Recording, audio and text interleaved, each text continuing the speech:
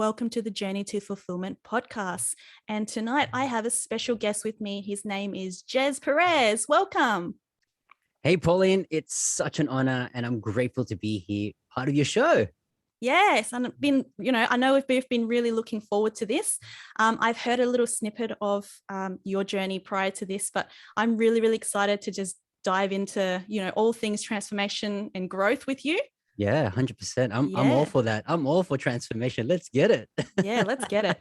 So to start off with, I'd like to ask you to introduce yourself to everyone and what do you do? Yep, that's a really good question. My name is Gez Perez. I'm a coach and I actually help professionals, teams, organizations to get motivated without the hype, giving them tools that they need, strategies to scale their success. And that is with human behavior, that is from mindset, skill set, and execution, which is the Thrive method. And I've been a motivational speaker for over 15 years, top 10 listed podcast in Australia, and an author and a high performance coach. And so I'm all about adding value and fast tracking your progress. And it's all about systems and tools, outcomes, and frameworks and all Yeah, together. awesome. Yeah. Um, and so I'm really curious. We're going to delve into your story as well for everyone. But before Mhm. we do that, motivation without the hype. Yep. Like this is pretty cool. I like the sound of this. Well, what sort of got you into like motivation and what Mhm. is it when it's without the hype as well? Explain that. Yeah. So we all love motivation. And I've realized that you probably experience yourself when you're motivated at a certain period of time and it just phases out. And I Mm. realized that I just got sick and tired of it. Like I got sick and tired of where I'm always excited. It's like you put a goal on a Monday and you put it like, you know what, I'm going to lean on a diet and, I'm going to eat clean. And all of a sudden the universe tests you. And then at lunch, you're like, I'm probably going to go for KFC, McDonald's, whatever it may be. And like, oh my goodness. And then you just go back to the next week and you replan it and you're just in a cycle. So I really got sick of it. And so I really got curious about what motivation is all about. What are the tools and how I can actually stay motivated, not only sustaining it, but keeping it going. And again, about the hype, because everyone talks about motivation, but if you internalize it, that can actually help you progress forward actually a lot quicker than you think. So motivation without the hype is really a message that, hey, you can still be inspired, empowered, still stay motivated, but there are tools and how you can do that that keeps you keep on going on. So that's why I Mm. love motivation without hype. It's kind of intuitive as well, where people said, yeah, I'm motivated, as you probably experience. And it's like they fizzle out. And then what happens? They go back to the cycle again. They go back to all these things in their mindset and then just back to zero. So, but for this, I really took on board. I gotta do something about this, and Mm. that's how motivation without the hype came about. Wow, that's really cool. Because you said about like some things there about, obviously starting the Monday or starting your day and then getting to noon and KFC and all of that stuff. Now, I'm really curious, someone who actually, you know, you, when you say that, it's coming from experience. You said you were fed up. So I'm really interested to hear, like, when did this all start or where did it all get started for you where you were like, I'm sick of this. I got to do something about it. Yeah, that's a really good question. And like for me, I was in a rat race, and the the life cycle where you go to school, you graduate, either go to college or university, you graduate that, then you either become an intern or you get a job and you work your career up, and then you get married, get kids, retire, enjoy your life. And that was my way of thinking is I'm going to enjoy my life when I'm probably at 60 years age, right? But I Mm. didn't realize that, man, you can actually enjoy your life right now, and it doesn't matter what age you're in. And so I was stressed to the core. I mean, like I was working, over 40, like over 50 hours, waking up early in the day, finishing late. And I thought that finishing late would actually increase my paycheck, but it really didn't, Mm. and I was handling Fortune 500 companies, multi-million dollar accounts that I was handling. And I was just really stressed out. My relationship was kind of strenuous as well. And at the time, I was not married. I was kind of like, I was engaged, and now my wife. And we just struggled a lot. Like I was meant to go with her to the train station to go home, to commute back home, but I'll actually say, I can't make it tonight. And it was just a repeat of, it's just constant. And she got fed up, said, look, you know what? It's either your career or me, and it was just a wake up call. And I Mm. said to myself, I want to reach at a point when I'm 30 years of age, where I'm actually earning an income that's like a big paycheck, per year. And even before I hit 30 years of age, I'm actually earning what I visualize myself, right? But it just didn't give me fulfillment. It didn't give me any, life and meaning. It was just, wake up, eat my breakfast, go to work, right? And come Mm. back home. And you mentioned about me being sick and tired of it. I was sick and tired of it. I just didn't know how to get out of it. And that was my pivotal point, where that's where a defining moment happened, when I was walking to work at one time. And this is where it changed my life. Mm-hmm. What happened? So I was walking. Oh, I I was want to know walking about up this the walk. station. Yeah. So I was walking to the station, and I was about tipping around close to 100 kilos at the time. And I was Wow. quite a heavy guy, like a really, really heavy guy. And my ankles were swollen. My heart was pulsating, and I had like heart attack symptoms. And I thought, oh my God, I'm going to actually have a heart attack. I was stuck there for 5 minutes halfway through the station, and I didn't know what to do. And life just hit me.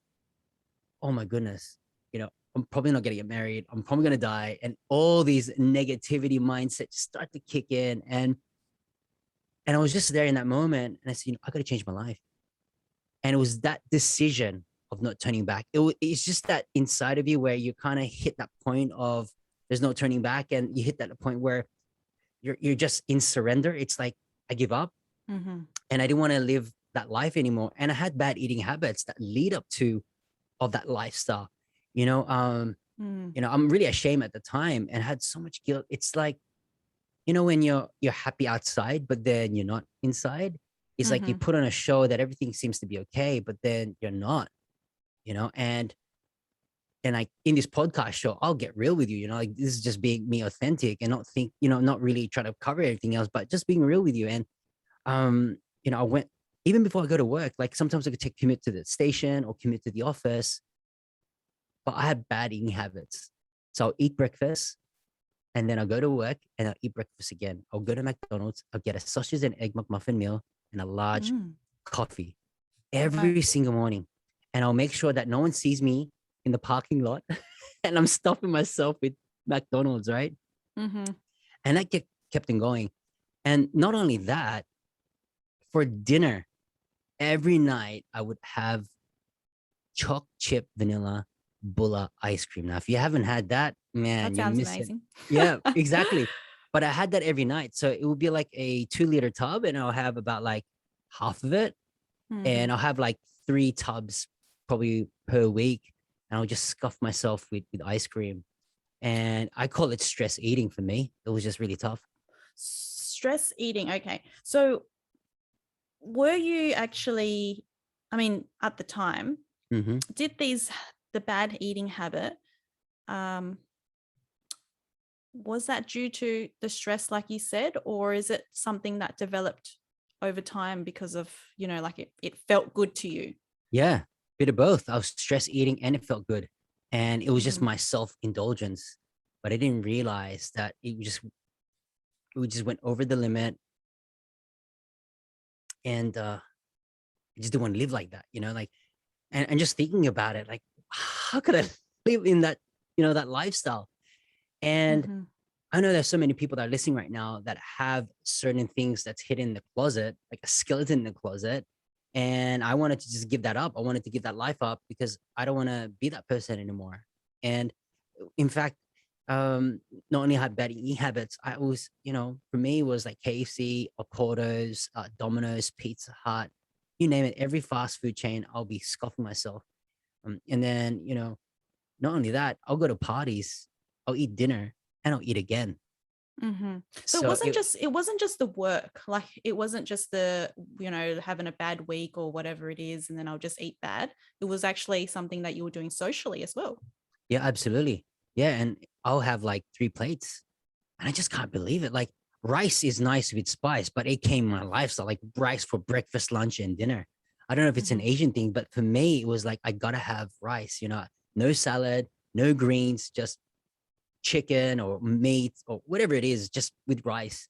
And I just, Mhm. again, just kept building this up, that it led to this heart condition where I was stuck. And that's where it all came in that station. I said, okay, that's it. I'm changing my life. And Mm. then that's what happens. And then I just said, this is it. Like, I just said, enough is enough. I said, I'm going to change my life. I just don't know how. And at Mhm. that time, I didn't have any personal development, didn't have any insights of you can live a good life, you can live an epic life, you can change your habits. None of that. It was like, I'm going to change my life. And then that was it. Yeah. Went to work, finished work. And then I said, okay, I gotta do what I say and say what I do. So I went to the news agents. When I went to the news agents, I was like, okay, I got to look at Men's Health magazine. I'm like, all right, I got to find who's got the most sexiest six pack abs, right? Mhm. So Hang on, before you go on to this, yeah, I'm curious, how long was this did this go on for, from the time that you were, at a healthy weight, let's say, to then when this lifestyle change started, and then the bad eating habits getting you to that 100 kilos? about 3.5 years. Wow. Okay. Yeah, Long time. yeah, Yeah. Okay. and I'm thank God that I was still alive. Like Yeah. nothing serious things happened. Yeah, but it was about 3.5 years of just doing that. Like I Mhm. was like trying to achieve, or I want to paycheck to paycheck. And by the way, I was poor as like I didn't have the mindset to actually hold my money. It was like it comes in and I'll be spending it. Like I just didn't have any sense of purpose. Mhm. Yeah, even though like I started my career in real estate with my dad, and then lived up to his expectations and things like that.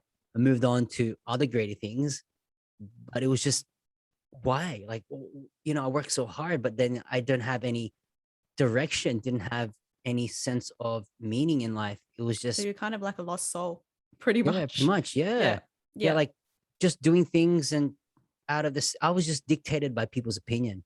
Mhm. I was really What dictated by people's opinion. when you say like about people's opinion, now along the way of the three and Hmm. a half, did Yeah. you get any sort of outside feedback or anything that was sort of giving you a sense that, hey, like I'm kind of, this thing ain't healthy? Or was anyone like your fiance or your dad, like, did anyone notice that this change was happening to kind of No, catch you out before, no, it the wasn't. heart attack?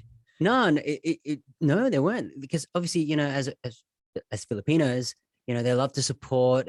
They don't like to be offended. It's that type of culture where Mm, sometimes they don't want to speak the truth. It's like, yeah, you're suffering, but it's okay, as long as hmm. you're eating happily, right? But then Right. my fiance, or my wife now, Hannah, she kind of started to encourage me and say, hey, by the way, I think it's time to, you know, think differently, eat differently, make better choices. So she was there from the So beginning. she was noticing that this Yeah, change she was was noticing, happening. yeah. Yeah. And she loved me for who I am at the time, and she still does. But she had that concern. It was very subtle, but I believe that she kind of planted a seed, and she was just patient with me. And I thank God for her, because, she's still with me now. And Mhm. again, just that subtleness of encouragement, but it was that seed. And she was there with me throughout the whole entire journey.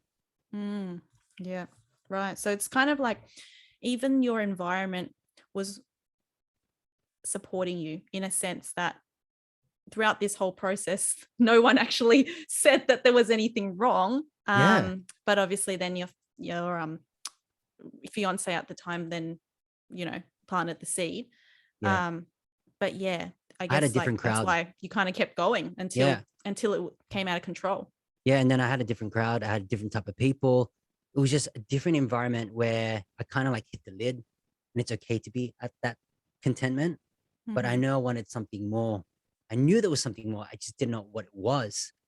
And so when that when that decision came and I went to the news agency, okay, I gotta find. And then I didn't realize about the power of visualization. Didn't know about referencing. All I knew is, okay, I need to make a change. I need to find some sort of inspiration, but I just didn't have any mentors at the time. Didn't have anyone to show me, you know, what I should do really. So then I got a men's health magazine, and then I look, okay, cool, this guy looks great. So I cut him out, stuck him on the door, cut his face out, and I put my face there. And every single day I would look at that 6-pack ab guy with my fat face on it every day at that door. And then I think it was about week number 3 where I went to the gym, struggled like was no one ever, like it was just a struggle street. And I didn't know anything about weights. And that's when I said, you know what? I need to invest in coaching. I need to invest in a PT. I need to invest into a nutritional coach. And it was there and then that that choice changed my life forever. So I had to step up, take the courage to say, yep, I'm in this condition and I need some help. And that's when I met my PT at the time, Christian Igoy, as you know him. And he believed in me. He trusted the process. And I knew I got to trust the process and really embrace the journey. And that's when things start to happen, start to shift. The way I eat, the way I think, and the environment that I'm in. So now my environment started to shift it a little bit where, okay, these people I'm kind of hanging around with may not be suitable for my journey, not suitable to where I wanted to lead. And that was just more for health. But then 16 weeks later, you know, lost 30 kilos, got my 6-pack abs. Someone challenged me to do a fitness challenge, which I did. So I went to become a fitness model. And I did fitness modeling in A&B at the time, which is Australian Natural Bodybuilding Competition, you know, and just getting on stage was a major achievement. Then I realized, my God, like, then I knew body transformation. If I'm able to transform my mind, I know that I can transform my body. If I can transform my body, then I know that I can transform my results. And so what were the things in terms of your 16 weeks that you said that the mindset is a big part of it? Absolutely. Obviously I would know, like, this, it would take a lot of discipline. I've seen some of your photos as well.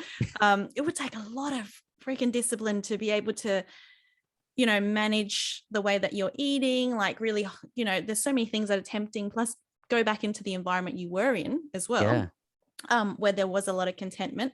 What were the shifts, do you think, in terms of the mind? Like, how did you think different, and what was sort of your training regime? What were the things that you were kind of, you know, doing on a week-to-week basis? Yeah, so I realized there are about 5 Ds, and that was just through the transformation. Because after the transformation, it translated into performance, where it became like a business type of thing. But and this is how it all started. It was more a defining stage. So I started to define what is my vision and what is my real purpose. And then had to replace a lot of habits, and that is eating habits. You know, I had to be real. So I said, okay, anything that's junk, right? I got to remove it. And so I replaced it with good things. But then I always come back to my vision in terms of I'm seeing this door, and I start to write a plan. Like, I never read a plan in my entire life, right? And then I started writing, you know, what my goals are for the week. And it started to teach me about, you know, not only to define it, but then also to decide, and then really to have that discipline. So it was more of a stage. So defining what it was, like my vision and my purpose. And then I had to decide, okay, these are the goals that I'm going to achieve. I'm not going to turn back, but I'm going to decide right now. So the defining stage, then deciding stage, and then the discipline. I had to be disciplined. And so, you know, it's great to have mindset, but you need to have methods as well, right? You need to start taking what you've learned and what's in here, because a lot of people get stuck in the mindset and don't do anything. And sometimes you probably know the analysis paralysis. We analyze so many things and analyze different situations, and we're still stuck where we are. I didn't want to be that. So I said, you know what, screw that. I'm going to take some action, and I'm going to push through the pain. I'm going to push through. And, you know, in life, you know, if you want to achieve anything, right, there's always going to be resistance, whether it's the outer environment, the inner environment, there's always going to be resistance. But at the end of the day, right, you're going to feel more stronger. You're going to feel that you've conquered the world. And you can always look back in your journey and say, wow, did I really go through this? And it teach you valuable lessons to say, you know what, through this journey, not only that I've learned a lot, but I know that I can step it up to the next level, right? And you start to challenge yourself a lot more, and you start to build a lot of, you know, great habit traits. right? Yeah. And so then I realized about habits. You've got normal habits that, and then you've got successful habits where you start to get momentum, and you got performing habits when it's kind of ingrained, it's kind of in your mindset, and you just know what it takes. You just know that it's, you're going to have problems, you're going to have situations, but it's inevitable, right? So then you just push it forward. And that's when I call the developing stage. You start to develop, empowering beliefs, and you start to remove, I would say, your associations. I'm not saying you need to cut off your friends. All I'm saying is you may not need to associate with them, because as you probably know, that the 5 people that you're closest with and the books that you read is the type of person you're going to become. So Mm-hmm. as you start to progress, people see you as their mirror, right? And um, in our Filipino culture, we call it the crab mentality. Mm-hmm. So the crab mentality in the Filipino culture is that if someone rises to the top as a crab, you pull someone down to be in your level, right? And if you see a Mm. bucket of crabs, right, they try to get out. What happens? Each crab pulls them down. It's exact same thing, and that mentality where people kind of support you, like by words, but by action and deeds, they don't. Right? Yeah. It's because they see a reflection. Oh my goodness, this person's taking action. He's not in our playing field anymore, and people Mm. feel comfortable, feel at ease and at peace when you're kind of in the same level, right? But if you want to achieve greater heights, then you probably need to get greater mentors and greater friends who've been there before. It's all about support, right? That's all about love. It's all about, you know, hey, it doesn't matter. There's no insecurities. And Mm-hmm. that's really important, right? And that's where I start to figure, oh my goodness, I've got so many friends at the same level, but they don't have that same thinking level. They don't have that Yep. same execution. And you probably experience it as well. Like, then you start to decide, oh my goodness. So you look at your friends and like, okay, well, I'm probably not going to associate with this person anymore. I can still be friends, but when it comes to influence, no, I'm Mm-hmm. cutting that off. Right. And it's all about like, I've been through it myself as well, where it's all about that allocation of the Hmm. time. It's not to say that maybe, sometimes you may want to cut them off if they're not, if, if they're holding you back or they're not giving you any value and all those sorts of things. But I suppose there's this allocation of how much time do you spend with these kind of people without maybe having to sabotage the relationship Yeah. as well. And for me, it's all I'm all about relationships. But I think at a period of time, I said, okay, I probably need to lay low and really work hard behind the scenes. Mm-hmm. To And work on then yourself. work on myself 100%.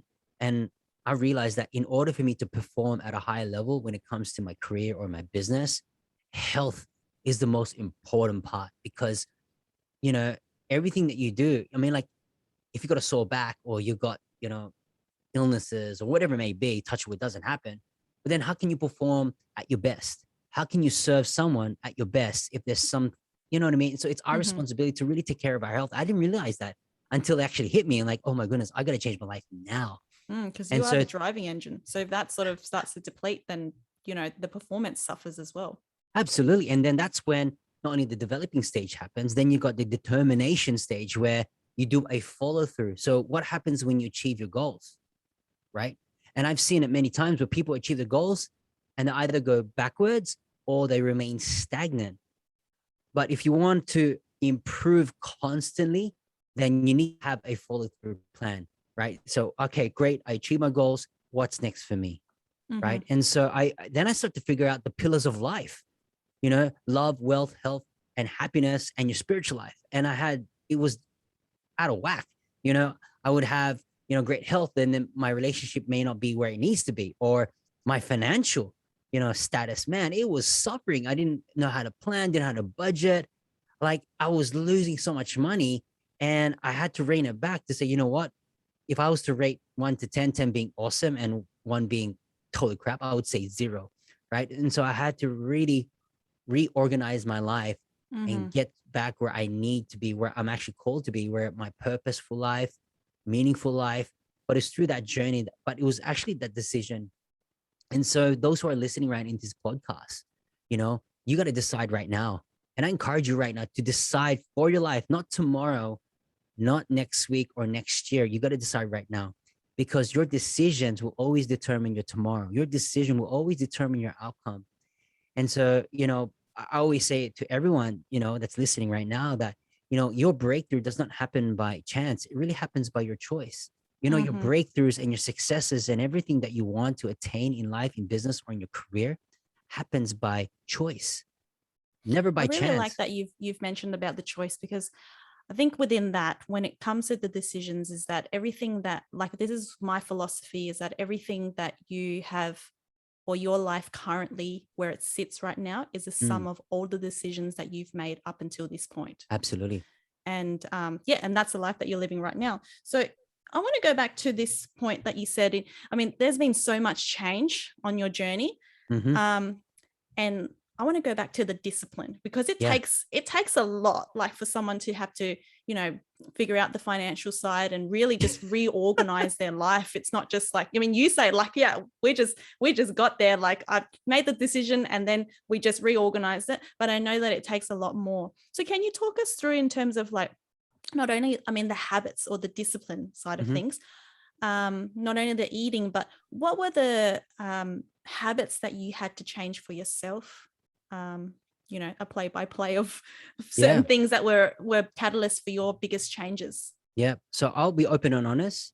It was very hard in terms of how to build the discipline. And I just had to have great routines. And so, whether it's health, whether it's your personal life, discipline is, I wouldn't say hard. I would say it's very challenging, but then you've got to take up that challenge. In life, nothing's handed to you on a silver platter, right? You've got to work through it, not over it. You got to work through it. And so with discipline, not only comes with a mindset, it comes with back to your decision. But what is your, I want to say, as cliche as may seems, but go back to your why. But what do you really want to? I mean, like, you need to come to a point of, I wouldn't say desperation, but you need to come to a place where you got nothing left, where you, because with discipline, it's like, I know it sucks right now, but then you got to see the future. And that's the reason why, having tools like putting a vision board, putting, any other tools to help you get going, because everyone's all different in terms of how they learn. Sometimes they're auditory, where they like to listen to things, they like to listen to podcasts, or whether they're visual, they love to see YouTube clips, whatever it is, for inspiration. Mm-hmm. And someone might be a bit both, or they like to hear things, or they like to experience and go out, whatever it is. But when it comes to discipline, you just got to say yes and leave out the excuses out the door. So when I go back to my okay, so I'll be real. When I go back to my first week, it was so hard, right? But then, even though it was so hard, I came prepared with a plan. And so, Are we if talking? So your first week, are we talking about during that 16-week period? yeah, Yeah. because this is Okay. where discipline happens. Like, Yeah. in any journey that you're going to ask for, where you wanting to achieve, whether my 16 weeks or whether it's whatever journey you are in, and you want to build that discipline, then you just got to plan it, and you've got to take out the excuses, the emotion side of things, and say, you know what, I need this for me. But I was just so scared. Like, I don't want to live in regret. I don't want to live in discomfort. I don't want to live. I knew that if I was going to be in living that lifestyle, I stacked so much pain. I stacked so much pain that I don't want pain anymore. That I know that if I'm going to live like this, then this is the time. And I just charged that emotion of pain. And it was Mm. just so heavy that I said, you know what, I have to change, and I don't want to live like this anymore. But I know that if I'm able to push forward with this, it comes with a desire, not that, because a push and a pull is quite different. So, you push it and then you kind of get tired, and, you get exhausted, but a desire to say, what would it be like? What would it feel like to be in that situation when my life's turned around? Mm-hmm. And then that's when I start to internalize a lot of things. And then that's when I start to make a bit of a shift, that yes, I plan, but then I said, you know what, I got to do something to build routine. And then I started to do affirmations, and no one taught me about affirmations. I just said, I can, I will, and I must. Those are the only three statements that I said through my whole entire journey, even to this day. Even right now, I can, I will, and I must. I didn't realize that I was rewiring my mindset of the possibilities. I start to rewire my mindset to say, I can do this. And then I start to shift all these negative emotions and charge myself with positiveness that comes with action. Mm, And then I realized that through this charge, I said, man, mindset is not enough, right? It's discipline. It's all about building routine, having a solid plan, and just do it. And that's how I built that resiliency. I started to yeah. build that thicker skin to say, you know what? Yes, I'm gonna probably potentially fail, but failure was not an option for me. I said, I'm gonna stick this through. I invested so much my time into this, my money, everything into this. But I know that at the end, I'm gonna experience victory. Yeah. But And I love yeah. that you've mentioned that. So, just for everyone, we just want to reiterate that affirmation of I can, I will, and I must. Mm-hmm. From that, I think those are very powerful. Yep. And I'm really curious as well, because I want to dig a little bit deeper. I know you've got like so much wisdom to share, but I really want to go further into your journey in terms of that 100 kilos from Uh-huh. that point to like how much weight did you end up losing to the 30 16 kilos. weeks? 30 30. kilos. Yeah. Okay. So what specifically did you have to do for yourself? Like what was the routine? Because you mentioned about routine and habits. What specifically did you have to do to lose 30 kilos? Wow. Or It like the was. biggest change from, because you said, obviously from the bad eating habits as well. Mm, Yeah. How did you sort of turn that around to be able to lose this weight? it was by letting go. I had to let go of a lot of things, and I realized that um, it was only it's only for a season. This pain, this, and then I start to go back, and I think when you think about nature and you think about a storm, right? A storm is going to be there not forever. It'll be there for a couple of weeks, couple of days, but you know that the storm will go away. But you know what I really realized? That I kept the storm in my mind. I kept that storm, and I just replay of all these things. And sometimes when you try to reach for something and you hit a wall, and it's like you hit it so much that you kind of gave up. I had that storm, and so many people, they go through storms in life, and yet the storm has passed away, but the storm's still in their head. What do you And mean by the storm? Like what specifically is going on within your mind when you're thinking about the storm? I think about, you know, challenges, problems, struggles, Mm-hmm. the struggles of life where I know it's too hard. And then, when you try to see something good, you can't because you don't have any clarity. You're just clouded with uncertainty. You're clouded with, you know, not being confident and not feeling great from the inside out. And I had that cloud over my head. I'm still living life, but I just got that cloud. Not until I got certainty, I got clarity, and that gave me real confidence. Mm-hmm. And so uh, through that, it actually helped me. And with this affirmation, I start to realize, okay, with my routine, I wake up in the morning and then I just say, I can, I will, and must. I do a bit of a prayer, and then I go and work out. And then I come back and then I start to be more productive. Say, what do I need to do during this day? And then I start to build a lot more systems. And then I found out through this that structure always creates outcomes. And so Mm-hmm. when you have structure, whatever outcome that you have, you're going to execute it, right? And so discipline helps you to become more, organized, helps you to plan your day. It helps you to work out, all these mechanics about, you know, measuring your food, eating 6 meals a day. It just helps you with these really great habits of organizing your life, pretty much. Mm. So when you say structure, like if we take it to the scenario of of the weight loss journey, Mhm. the day to day, what would be a typical day for you back then of So, structure? oh yeah, okay. Yeah.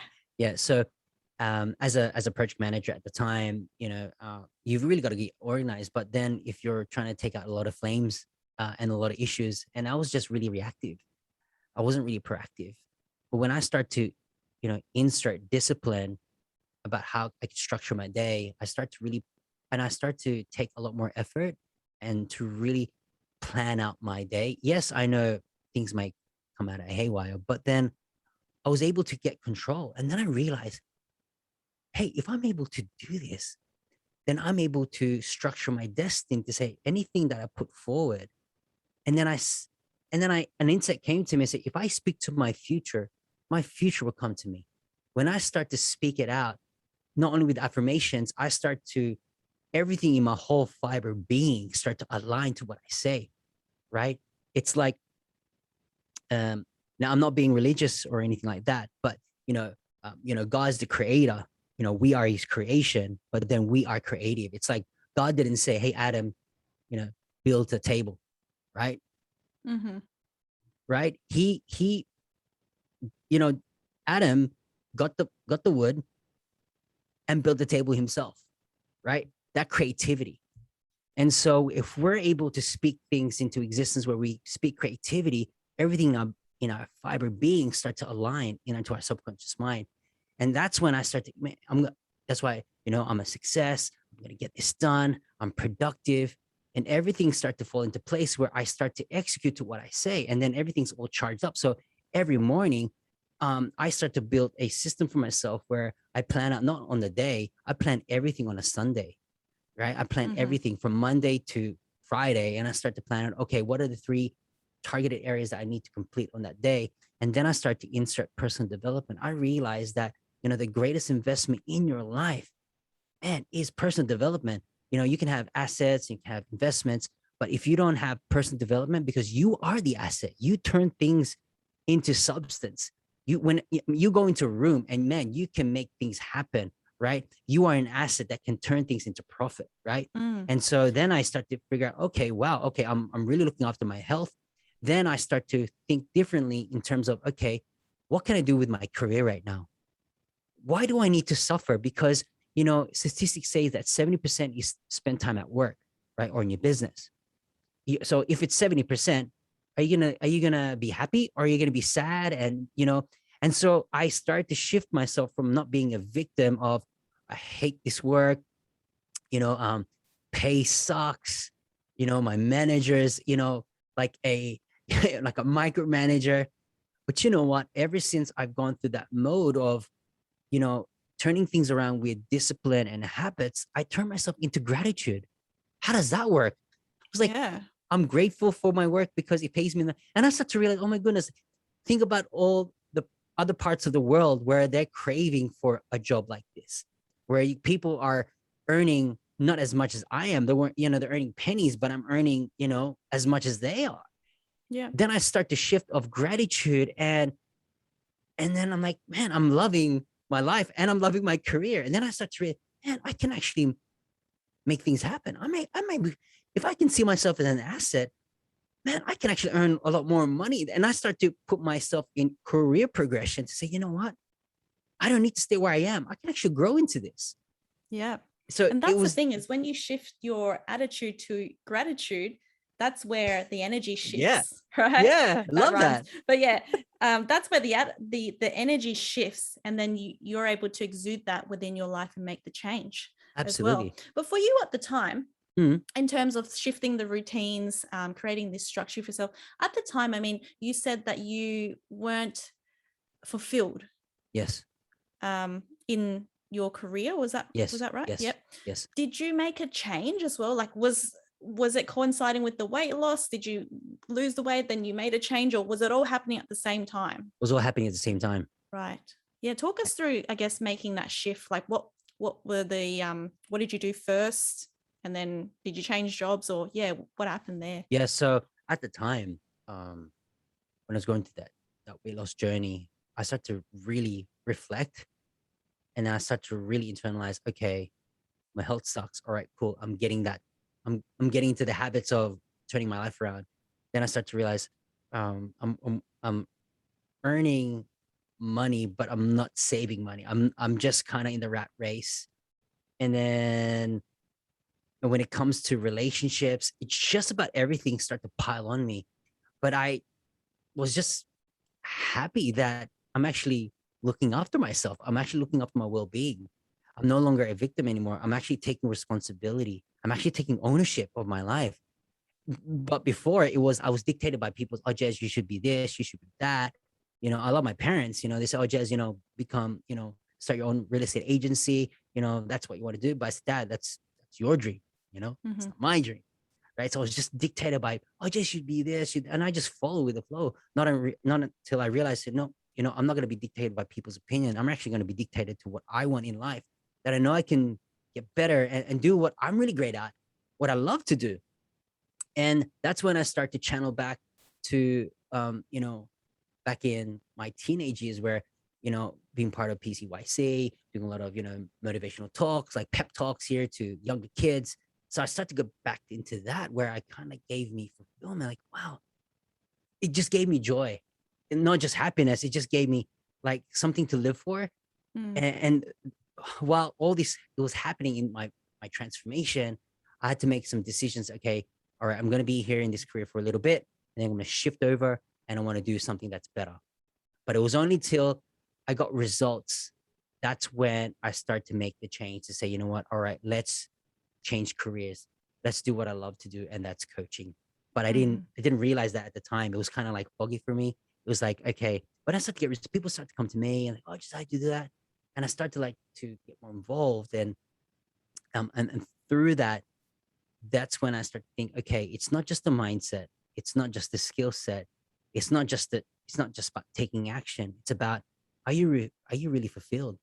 Are you doing things that makes you happy? And then Mm. that's when I start to make those choices, and it's really important.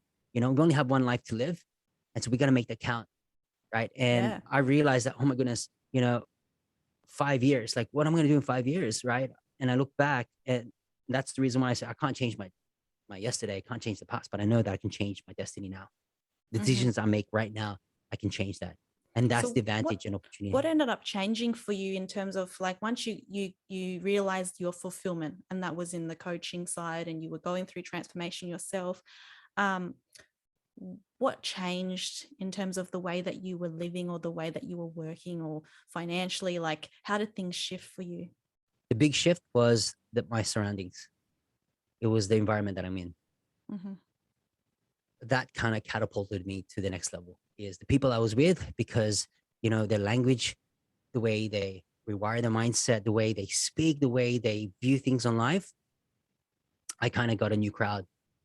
I had someone who was like a mentor to me, but wasn't really mentor. It was kind of pulling me down. Whereas, man, that's not a healthy relationship. But when I start to progress forward, some people around my association at the time tried to pull me down, didn't support me. Kind of like said, Jez, I don't think you're gonna stick out for this.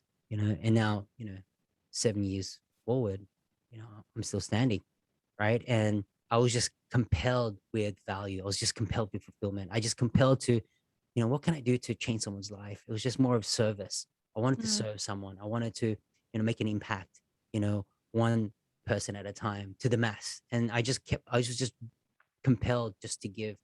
If I was able, if a personal trainer and a nutritional coach were able to guide me through this transformation of, health and wellness, what more for your life and relationships and, in your business and your career. And I wasn't really stuck by career or business. It's like, am I being fulfilled? Am I doing things that gives me joy and passion and purpose and meaning, that I Mm. know that I can wake up the next day still smiling, knowing that I've got this, Yeah. rather than living in regret and still thinking about life, where I know some of my peers who are still in that same situation. And, and I don't want to live in that type of environment. And every time I meet and network with people who have a different wavelength, I attach to that. And it's like, how did you get there so fast? Like, I was just a curious learner. But once I conquered the health, then I said, okay, well, how do I move this into like a career or a business? And Mm. that's the So then major you were shift. shifting into, I guess, concentrating on the wealth as well side of things. Yeah, Yeah. that's the reason. Yeah, because then I start to realize, okay, I'm great with my health. Then what about my financial wealth? My Mm. financial status. Yeah. Where's it at? Like I realized that I can't, because um, money's like a vehicle, right? It's a tool, and if you've got enough resources, you can actually help someone. right? So for me, it was like, oh, it's not okay. I want to, you know, you know, earn tens and thousands of millions of dollars. It was like, okay, I need to start making a living where I know that I can actually give and actually, make use of this money. And then I realized about abundance, where I now realize, okay, I need to deal with the BS, which is the belief systems. But then I kind of shifted to abundance. But I need to deal with my belief system first. If I don't deal with that, then I know I'm not going to tap into abundance. And so that's where abundance of there's no lack at all. It's like it's always there. It's always going to be supplied. But it's all about that positioning. It's all about how you shift yourself. And I did that. And based on thousands of coaching hours, I realized there are four types of belief systems, and through those four beliefs I kind of dealt with it, and then I moved and shifted into abundance. Mm. The that's so wonderful to hear that you've really just throwing yourself into this transformation journey, not only through the nutritional coach and the fitness side of things, but also with your wealth side of things. I'm curious about the relationships, because you said, like, obviously the environment, everything has changed, but within your personal life, like maybe you and your wife, Mm-hmm. when she was before sort of starting the journey, kind of like, hey, kind of got to get healthy. How did you feel, or how did your feelings change, or for her, when these other things, your health and your business and things, started to shift and you felt more fulfilled? How did that change within your own world? Oh man, it changed big time, because then I realized that you know having support and you've it takes two to tango, right?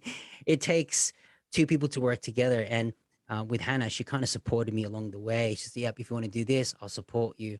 But then, as a male, it's like I didn't understand what her love language was, and that's where we kind of had a bit of constraint. And there's about five languages of love. For me, was more on like words of affirmation, and quality time. For her was more on deeds and support, Mm, and and touch. So for me was like I didn't understand that, the dynamics of relationships. All I knew that she's there for me. But then as I progressed forward, this is where the rubber meets the road. It's like, and those who are married or have a partner may understand that it's really important. I didn't learn this earlier on. I kind of learned it when I was actually going through things. yeah, because And I'm imagining this situation, like when one person is going through so much change, that other support person is sitting on the sidelines, and yeah, like it can affect them, I don't know, yeah, in many different ways. So yeah, that's why I'm really asked the question. no, and that's a good question, because Hannah, she's amazing, right? She supported me all the way.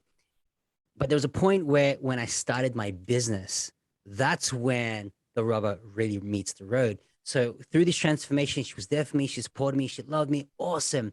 And then, we got married, and then we moved in the next phase of our life. And then I said, all right, I'm going to start my coaching business, work this as a side hustle, and then, still be contracted, etc. So we worked out a plan for her to be a full-time mom, etc., etc. But then this is where we kind of got constraints, and I didn't learn this earlier on, which I should have. But through this, I trust that people are listening right now can get a bit of an insight, so it can help your relationship and strengthen. So I didn't I didn't include her in my goals. Now, as Mm. as someone who's kind of like striving, I was striving too much, and I went too far that I'm leaving my family behind. Because you're obviously working on you and trying to achieve and hustle and get your goals. Yeah, yeah, And then, and yeah, yeah, where was which is she?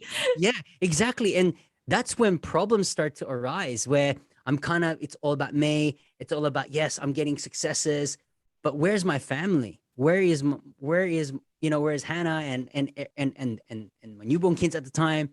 I was just driven by results. I was just driven and just trying to have this level of significance every single time. But then I realized that even though I was getting a lot of successes and getting a lot of, you know, you know, like clients and money funneling into my business, it's it, it's really nothing if your family's not there with you, right? Mm, And and then all these things start to happen where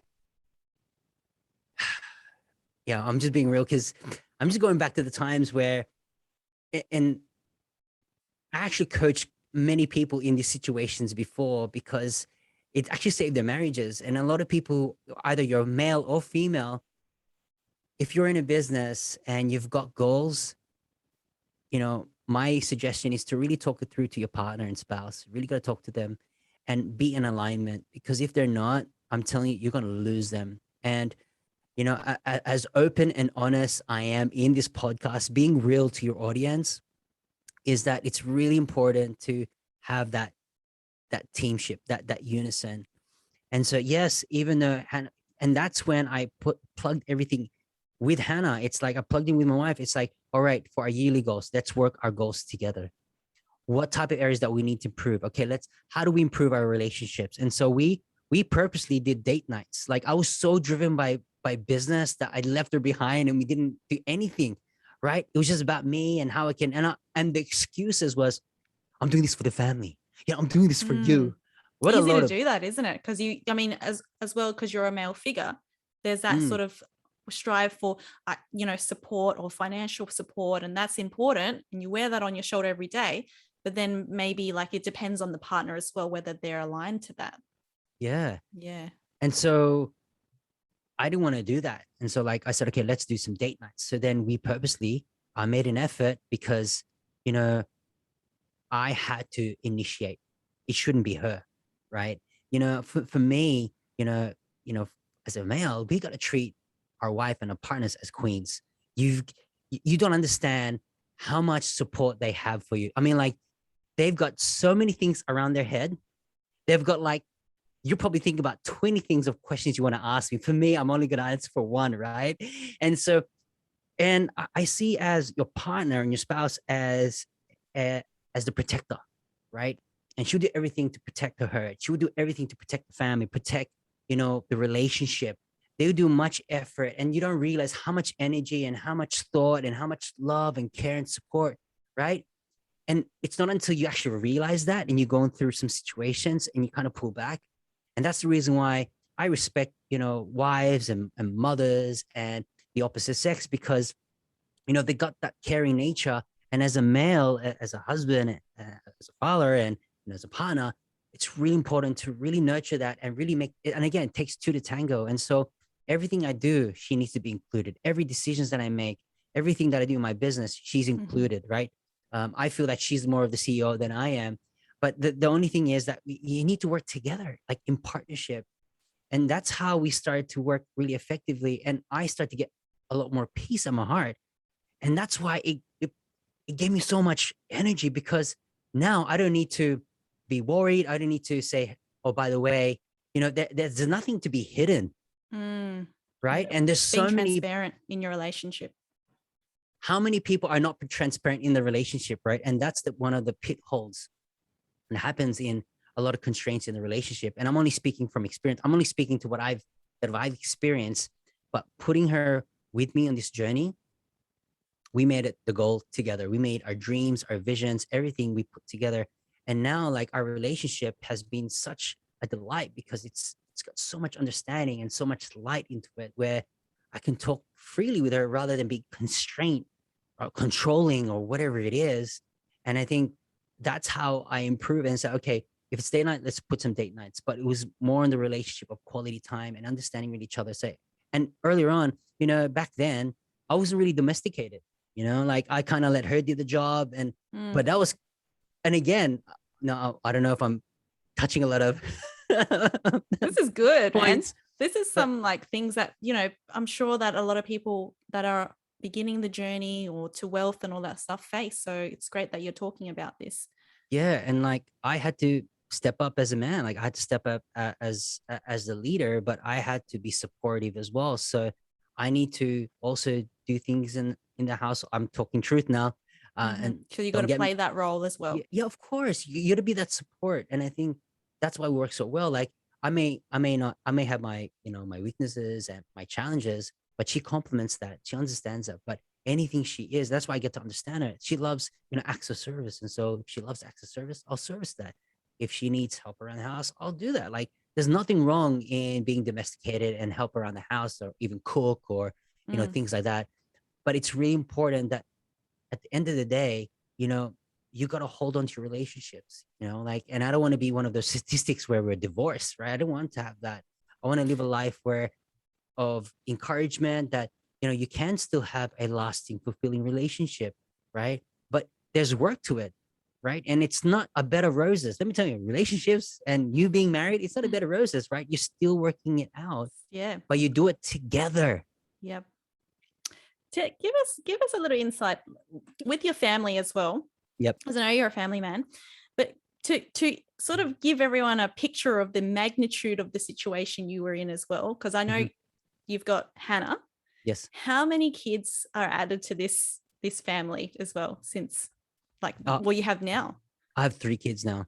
3 kids. Wow. Yeah, 3 kids. Yeah. One that's a newborn now, so she's 2 months, 2 months and a half, and so she's a full-time wife, full-time mother. But now she's an online entrepreneur, and so that was one of the sticky points as well. Like I said, honey, you either get a job or you need to start a business. But I did it the wrong way, and I don't know if people are experiencing this, where it's not really good to tell them, and that's, again, that was one of the pitfalls of our struggles earlier in our marriage, where I said, okay, our firstborn's done, awesome, go back to work, right? And that was like a command, like, you need to go back to work, we need to Keep put some coming the cash money in. yeah. And then I realized, oh man, it was just struggle street. Like, it was just a wrong move, and said, okay, for the second one, whatever your choices are. So, and then you want to come home to a happy family. You want to come home with support, not not with distraught and stress, right? You want to come home especially with with love. kids around as well. Oh man, 100%.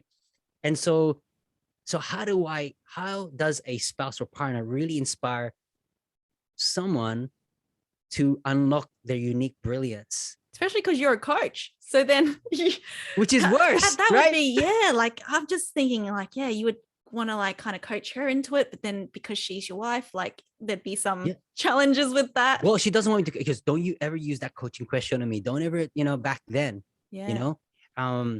and so, like, I had to step up, and I had to really do things where I had to show an example. So whether, my calendars, and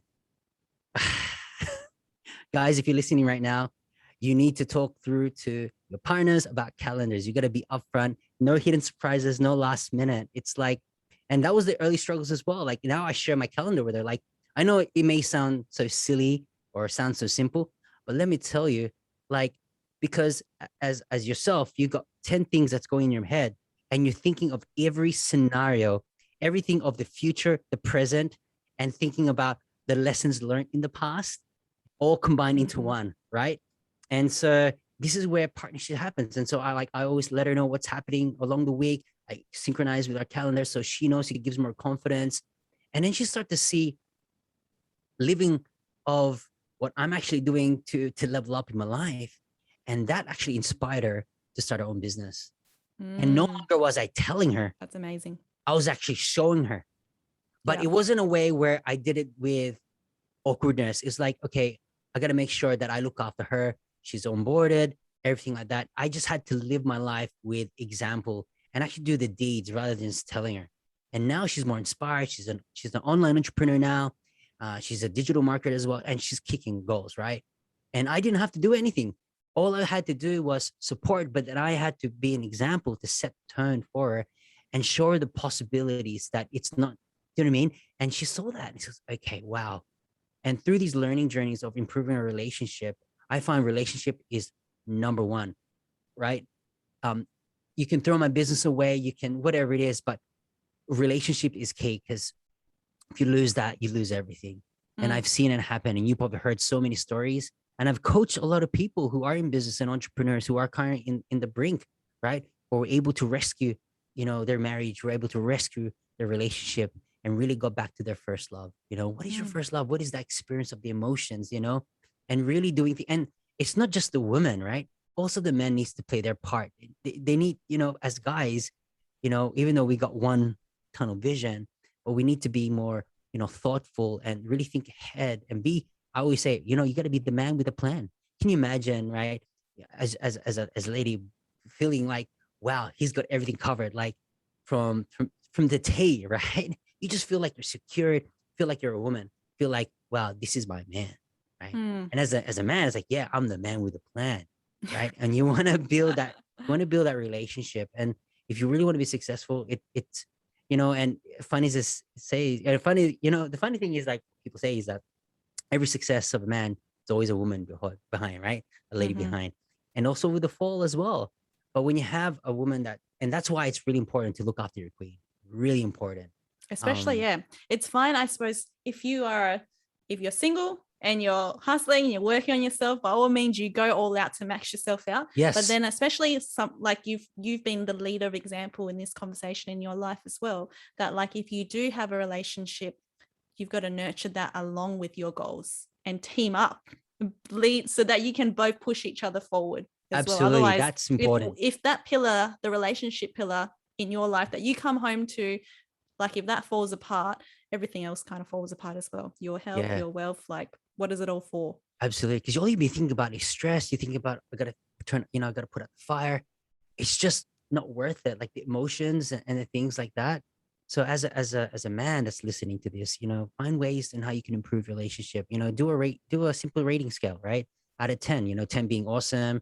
If it's a 5, great. Then there's room and improvement. So, what can I, move to number 6?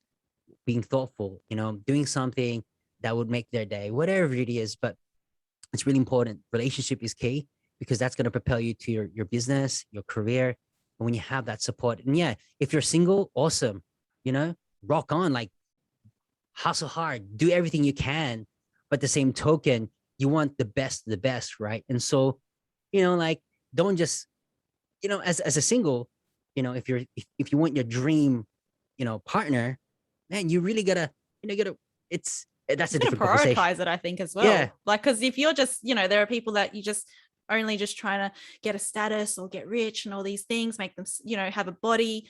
But then if you're not prioritizing, if you really do want a dream partner and you're not prioritizing time for that, like you said, the date nights or actually time for dating, yeah. um, then you can't expect it to just roll in for you as well. Right. Yeah. So if you're single, keep on going. That's another conversation. Yeah. However, with this, like, yeah, it's important. If you're married or you have a partner, it's important that you need to have synchronized goals, synchronized dreams, and it's more fulfilling that way. And if you've got kids, then it's never too late to start. It's always too late to wait. So don't wait on and go to that situation where there's fires and you want to be proactive about it and put a goal. And so Hannah and I, we have goals for the next 3 to 5 years. And now that we've kind of set a habit of it, we're kind of kicking goals together rather than me kicking goals on my own. And I realized that, man, even though you've got like, it's not worth it. You got a lot of money, but it's not worth it. And then your backyard is kind of on fire, right? Not worth it. Yep. And Yeah. just a lot of stress around that. So come to now. Yeah, I know fast you've forward. been, yeah, you've, have a lot of wisdom on the mindset and all of that at the beginning of this conversation. Share with us what you're working on these days. Yeah. So what I'm working on now is a couple of programs, and that's the Solopreneur Success Program. I'm continuing on the podcast, which is exciting. I'm really excited at that, and just really building some programs at the moment. So I've got the Solopreneur Program and building out some workshops and webinars. So that's what I'm doing. I'm going back to Motivation Without the Hype and working on my second book project. So stay Awesome. tuned for that. Yeah, so that's what I'm doing. So that's kind of in the pipeline and doing what I love to do and being part of your podcast show. It's just, it's been phenomenal. Yeah, no, I'm really, really happy that you came on.